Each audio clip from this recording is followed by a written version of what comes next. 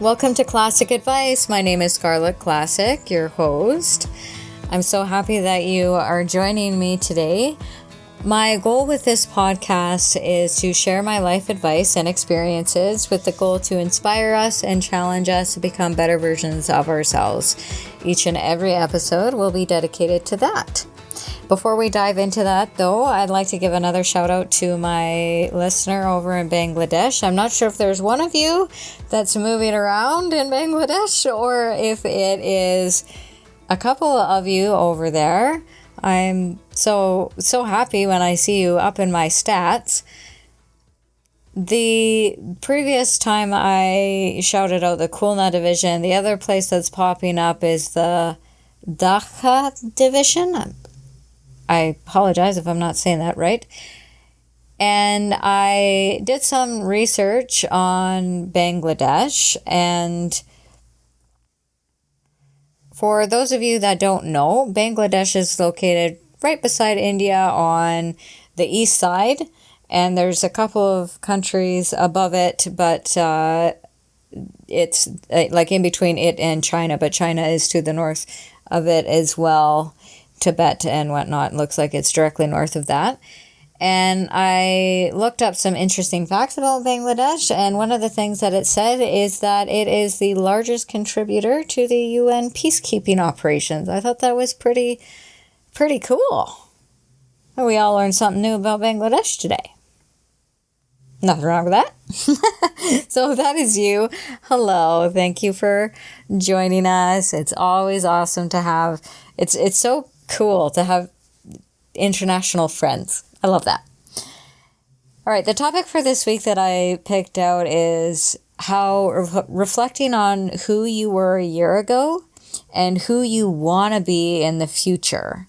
That sitting and reflecting on the past, and then also sitting and setting those goals that we want for the future has just that potential to lift your spirits, put more gas in the tank, so to speak, give you that drive and push to keep us pursuing and going forth with the goals and whatnot. I think it's easy when you're taking little steps all the time, which are so important to get to the big steps. I've said that so many times on my podcast that the little steps are important, but when you're only doing the little steps every day, it's sometimes hard to get lost in that you feel like you're moving so slow that you feel like you're not going anywhere. But in reality, you're really making leaps and bounds and you're going places.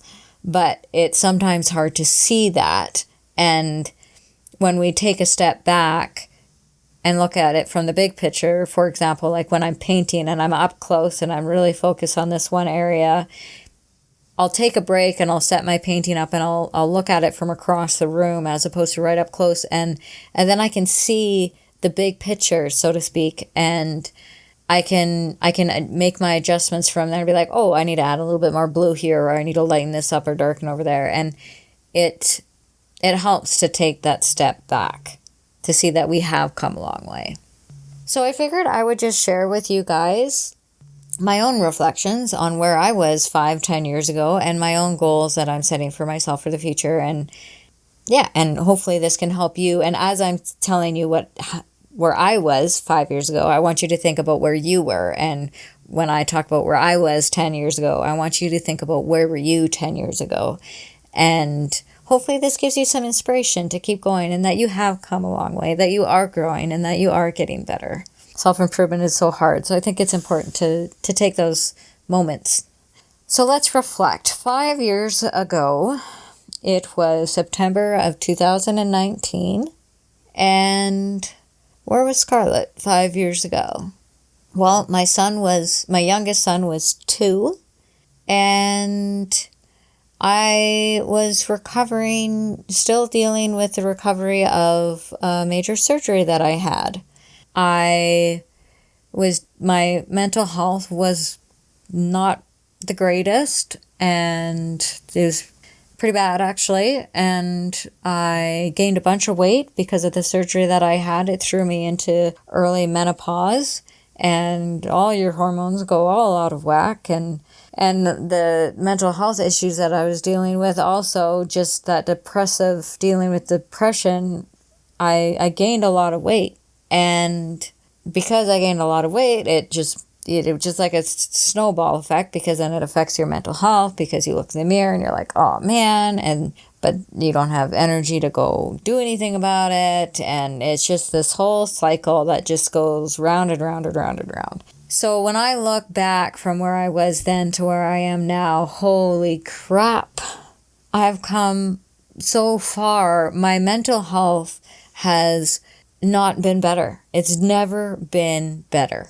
And I'm so proud of myself that I got myself out of that I went and I asked for help. I went to therapy and I got the help that I needed. I had an amazing support system around me. My husband and my best friend were the two people that were really there for me through it all and kept encouraging me and kept telling me that I could do it. And that's one reason why I say community is so important, because I really leaned on those two people when I was at my lowest. And I just don't know how I would have ever managed to do that alone.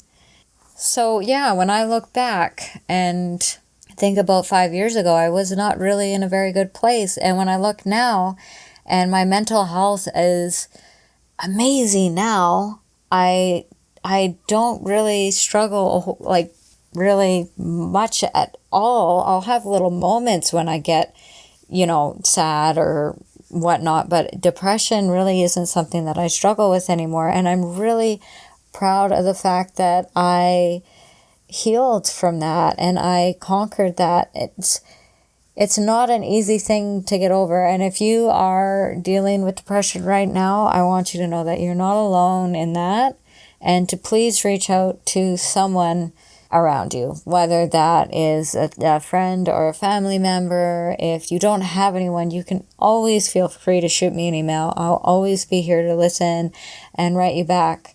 It would be my honor, because I know what it feels like to feel alone and to feel that way.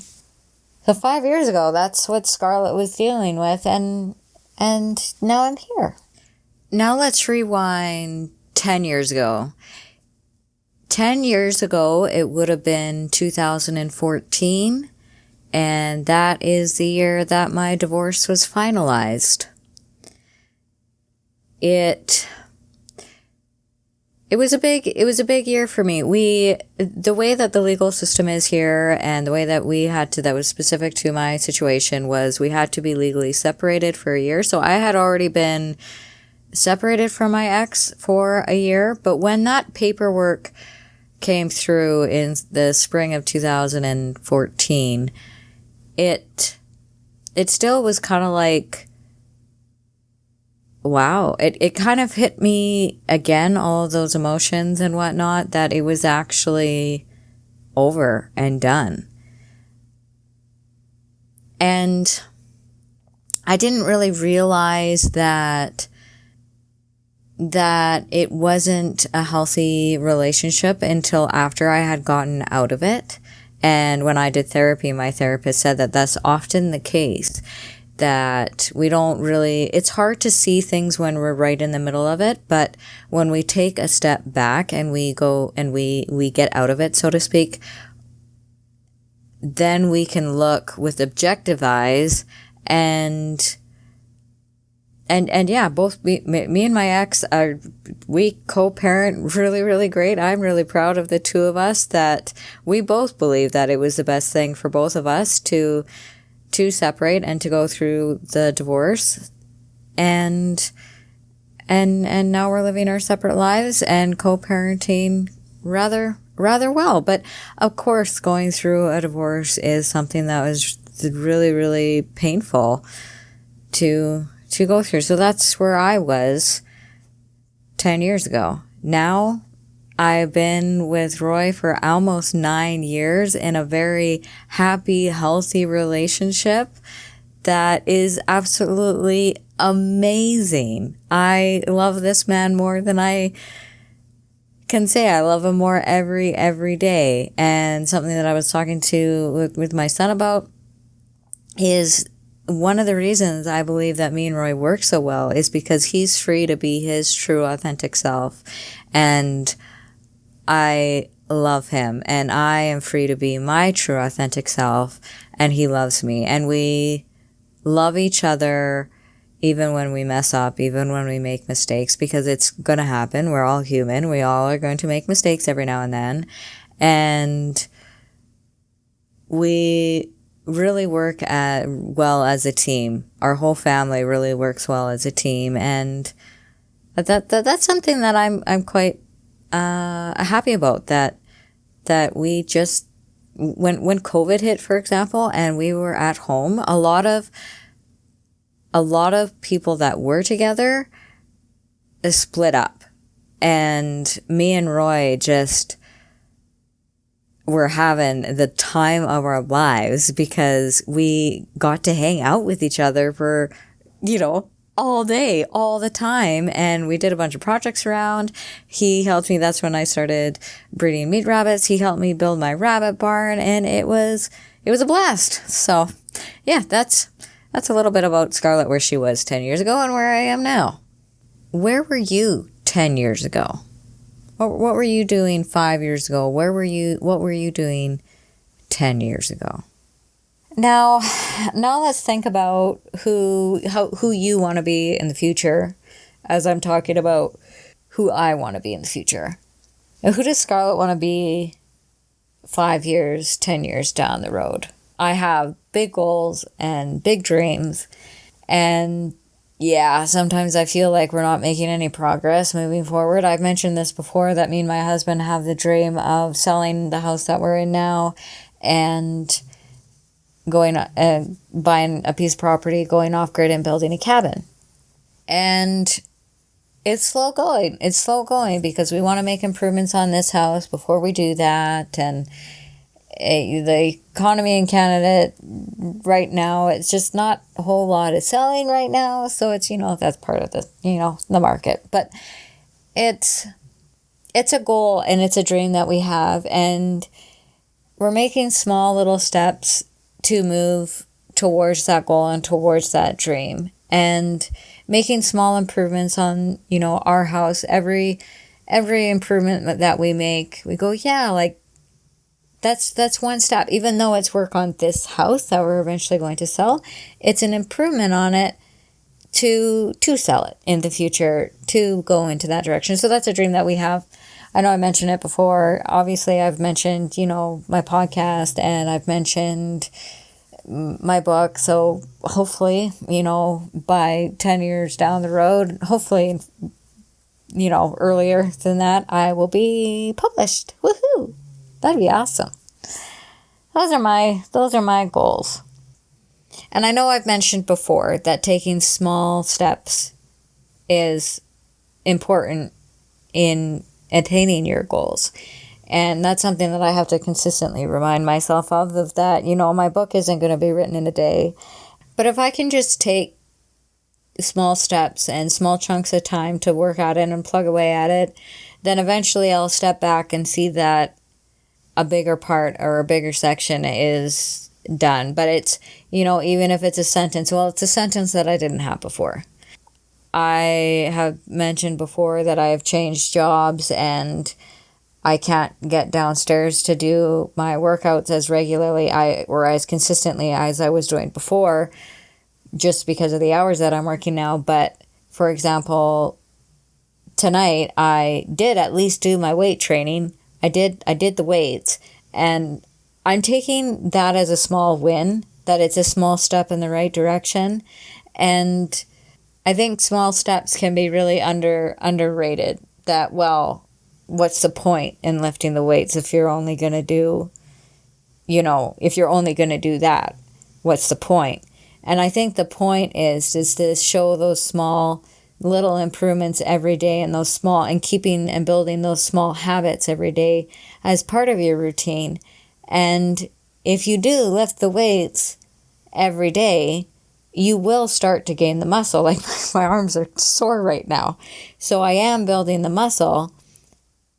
It might take me longer to get to my goal, but at least it's one step one foot closer to the goal that might be miles away, but at least it's a step in the right direction, because a little bit of something is better than nothing.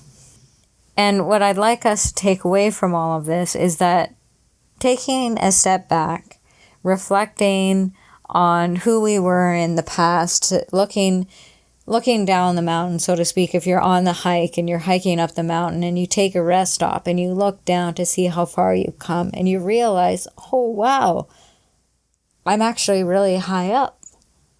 When I think about 5 years ago where my mental health was, wow, like I am really proud of myself, and that gives me really a boost in my self-worth, my self-belief, and my self-esteem, because I can overcome something really tough like depression, and I did it with the help and support of my friends and my family. And it gives me the drive and the push to keep going, because I am moving in the right direction, even though some days I feel like it's going really, really slow. Goal setting is huge, I think, because if we don't have a goal, and my goal and dream of having that cabin is huge, and sometimes I really worry that it'll never happen and that we'll never actually have our cabin, because it seems so distant and so far away and so big that how are we ever going to get there? But if we have the goal to aspire to, we have a direction in which to travel. If we don't have that direction in that pathway that we want to follow to get to that end goal, we're kind of just wandering around aimlessly and not really going anywhere other than in circles. So it's good. It's good to have goals. And don't let anybody tell you that your goals or your dreams are too big. They might be really big. Mine are really big. But I'm still going to chase them anyways, and I really want to encourage you to chase yours anyways too. I'd like to imagine this for yourself, for your own life. What are your goals and your dreams? No matter how big or how small they are, how far away they might seem right now, where do you want to go, and where do you want to be 5 or 10 years down the road? And I'd like to remind you that baby steps are still steps. They're still steps. That leads us into the challenge of the week. I'd like to challenge you guys to make that game plan, to think about what your goals and your dreams are. And don't tell yourself they're too big. Don't let somebody else tell you they're too big or they're not achievable. If it's something that you really want, I want you to make a game plan on how you can take little baby steps every day to chase those dreams. And every now and then, take a moment to see how far you've come. And the second part of my challenge, you guys all know, my dear buddy JJ, as he would say, is to please pause. Like I say, reflect. Love yourself. Love yourself enough to chase those dreams that you really want. And be aware of your ripple. See how you chasing your dreams affects everything else in your life. How you inspire everybody else around you for going after what you want. All right, well, let's raise our glasses. I have a cup of tea with me tonight, and I'm lifting it up. Here's to you. Here's to you, my friends, for every step that you take to becoming a better you and making it count. Stay classic, you guys. By that I mean stay excellent, stay awesome, stay you, stay amazing. All right. Well, thank you guys so very much for sticking around all the way to the very end. You guys are the best ever. I love you guys. Thank you so much. It means the world to me to have you a part of my community and to do life together. I think it is really important to do life together and not alone. Until next week, I hope you have a good one and you take care.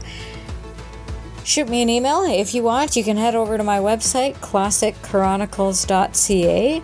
Last week I was telling you about my scenic route through the Rocky Mountains. I did post a bunch of photos up there. If you want to go take a look-see of the Canadian Rockies, you can do so on my website. And if you scroll all the way to the bottom, there's a spot there to shoot me an email. I would love to hear from you. I'd love to hear what you're going through right now.